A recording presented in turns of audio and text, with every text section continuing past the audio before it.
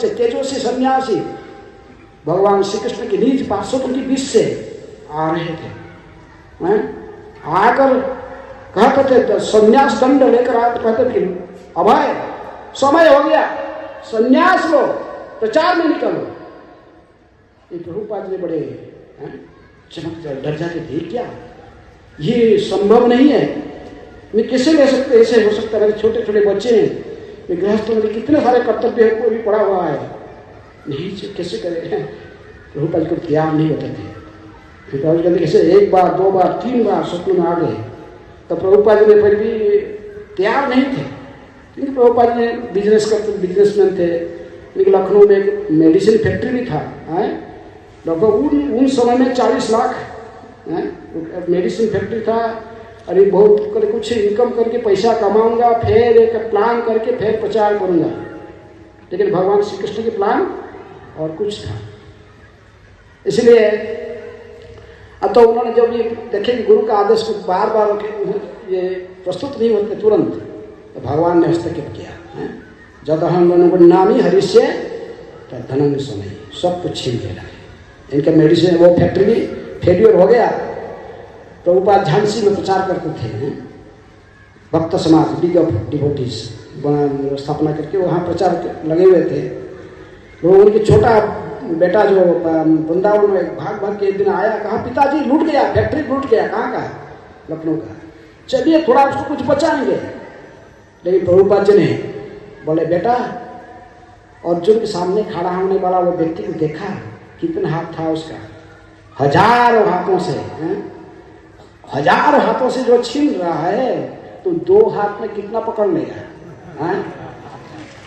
प्रभुपाद जी ने मुस्कुराते रहे। प्रभुपाद ने अपने किसी समय में, जीवन का किसी भी समय में सदा प्रसन्न चित्त में रहते। ब्रह्मभूत प्रसारणात्मा न सोचती न कांक्षती स्थिति में। प्रभुपाद ने फिर गए नहीं और प्रसार कार्य में लगे हुए। तब से जो बिजनेस पूरा ठप हो गया, पैसा कुछ नहीं रहा है, यहाँ तक परिवार को चलाने के लिए क्षमता नहीं रहा।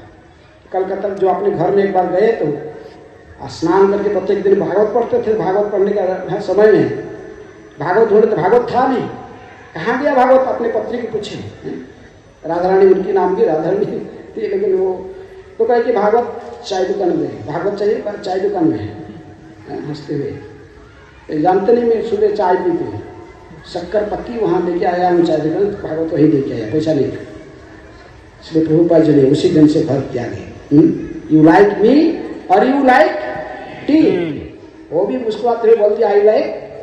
बस प्रभुपाद जी बहुत गंभीर हो गए, सीरियस हो गए। उसी समय निकाल के आया और कभी वापस नहीं गए।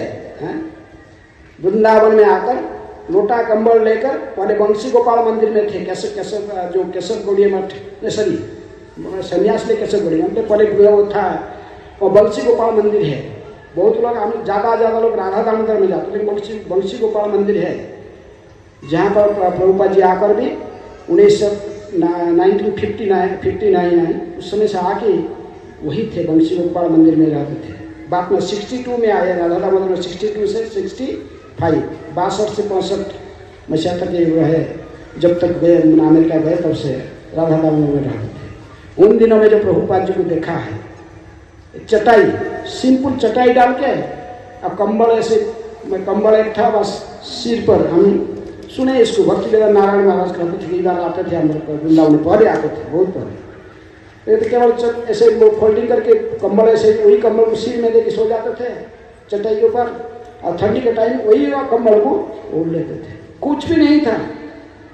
जमुना किनारे जाते थे, अपने जो नित्य कर्म वहीं समाप्त करके जमुना में स्नान करके वही लोटा में एक लोटा पानी लेकर अपनी कुटिया में आ जाते थे।